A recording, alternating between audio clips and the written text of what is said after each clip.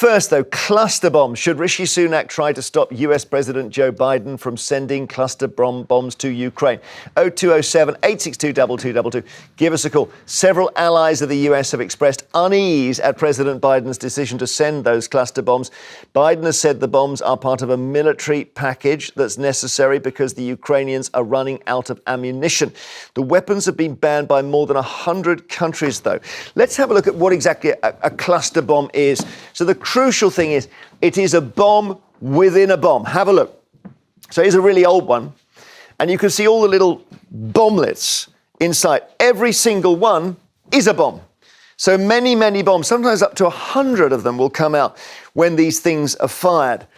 And the first to be used operationally, anti-personnel, of course, not machinery, they're targeting people, was the Sprengbomber Dick Van Dyck, German butterfly bomb, as it was called, the butterfly, all right? And it had these like a sycamore seed. Each bomblet would very slowly come down. And as a result, you had Achtung, danger. They were still on the ground. Danger, small butterfly bombs lie hidden here. So they were, after the war, they were still there. That's the problem. It's like dropping loads of landmines, essentially. So now the modern ones, they open like that at the front. The bomblets all disperse. Essentially, you're mining a huge area, and sometimes up to 40% of them don't explode when they hit the ground. So as a result, there's been a huge international campaign to ban them. This is the Cluster Munitions Conference, 2008. They banned, lots of countries banned them, but those who didn't include the USA and Russia and China and Israel. And then you look at 2015, these are people who've been killed by cluster bombs, and you've got a lot of kids in there, in different places, different parts of the world. And now we see them again in Ukraine. And the next thing will be that kind of weapon is supplied by the USA to the Ukrainians. And I don't know, Peter, whether, given that we've signed up to ban them, whether we should be supporting that at all. No, I think, unfortunately, we should. And I think Boris Johnson, former Prime Minister, the person who led Europe's response to Ukraine, said, look, this is the most terrible war. People are dying every day. The sooner we get this finished, more lives will be saved. And these cluster bombs are being used in Ukraine by the Ukrainians on their own territory to protect their citizens. And they've got a program of clearing up the mines afterwards. This is the story. It isn't about a BBC presenter. It's this war in Europe that it is unbelievable we don't get more coverage of it. And I'm absolutely with President Biden. He's a Democrat. He will have not done this unless he thought it was absolutely essential. And if he thinks it's essential, Boris thinks it's essential. I'm happy to support that. Well, let's have a listen to what the Prime Minister has had to say about cluster bombs.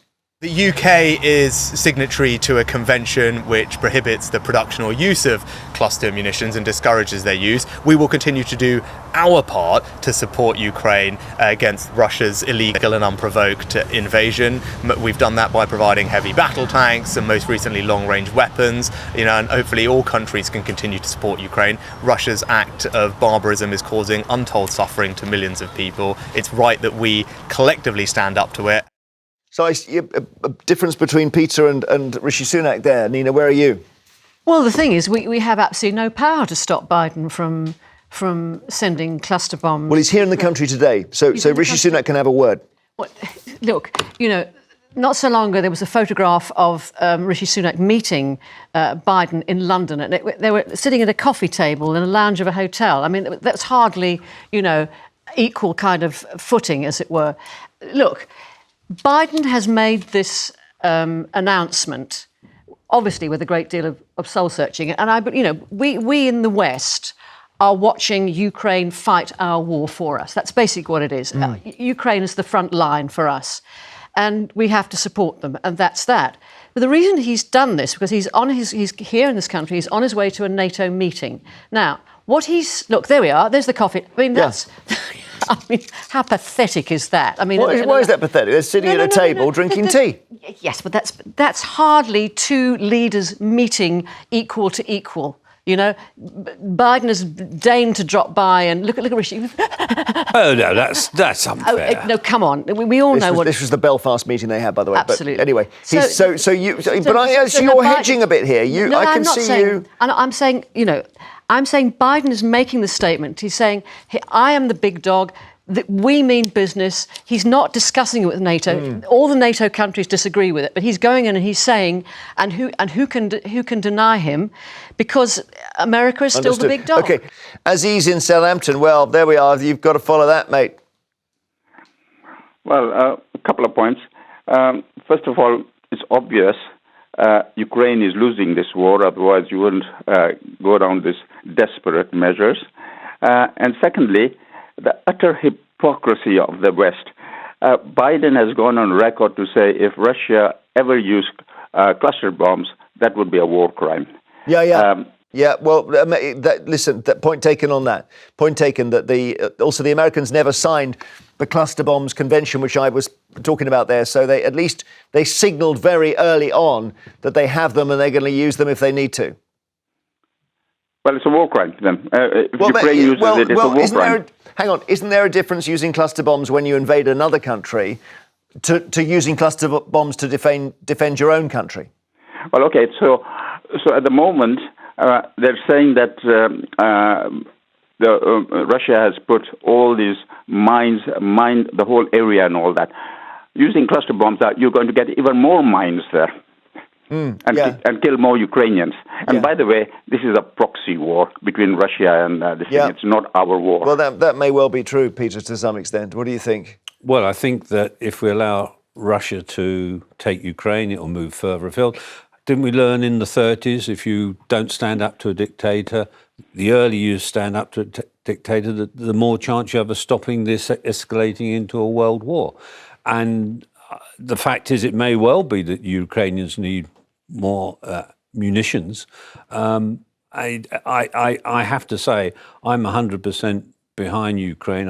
I'm not in agreement. Well, I'm afraid your first call, I just hadn't words to express how I disagree with him on that. Talking about. So I think it's so serious.